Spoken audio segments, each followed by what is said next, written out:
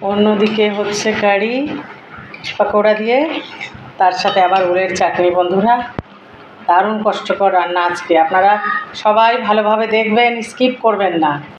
বন্ধুরা, আজকের আমার রান্নাগুলো খুব ক্রিটিক্যাল। একদিকে পকোড়া দিয়ে ঝিঙার তরকারি। পছন্দ হলে লাইক, কমেন্ট, শেয়ার, সাবস্ক্রাইব করে সাহি কিচেনের পাশে থাকবেন। সকলে ভালো থাকবেন, সুস্থ থাকবেন। তো ওল কাটা হয়ে গেছে, খোসাগুলো ছাড়িয়ে নিয়েছি, দিয়ে ডুমো ডুমো করে কেটে নিয়ে আলু লবণ দিয়ে ভালোভাবে ধুয়ে ফেললাম। সেদ্ধ করব, এই ওলগুলো দিয়ে দিলাম সেদ্ধ করতে।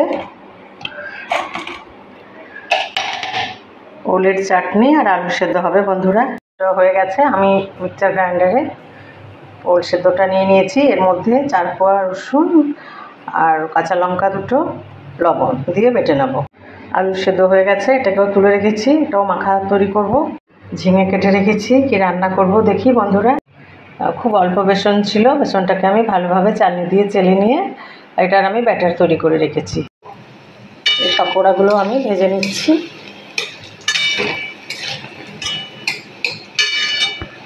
আমার পকোড়াগুলো ভাজা হয়ে গেছে। বন্ধুরা, অর্ধেকটা আমি ঝিঙা দিয়ে রান্না করব আর অর্ধেকটা আমি আমার ছেলের জন্য কারি বানিয়ে দেব। ঝিঙা দিয়ে বেসনের পকোড়া দিয়ে রান্না করব, এটার জন্য আলাদাভাবে আমি ঝিঙাটা কষিয়ে নিচ্ছি। মশলা কষানো হয়ে গেছে, এর মধ্যে আমি বেসন দেওয়া জলটা পুরোটাই দিয়ে দিলাম।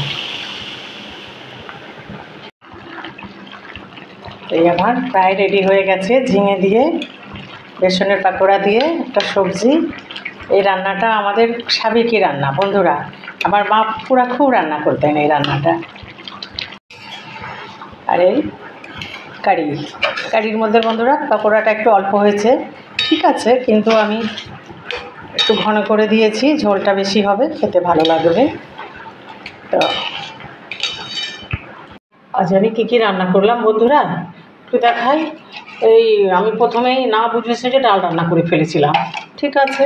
এই মুসুর ডাল, তার সাথে আমার ফুলুরি আর ঝিঙা দিয়ে একটা তরকারি, বেসনের পকোড়া বানিয়ে ওটাকে তৈরি করলাম।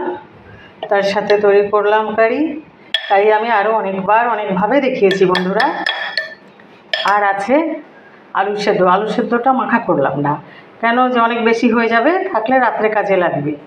আর এই ওলের চাটনিতে আমি সব দিয়ে দিয়েছি, তার সাথে লেবু রসও দিয়ে দেওয়া হয়ে গেছে।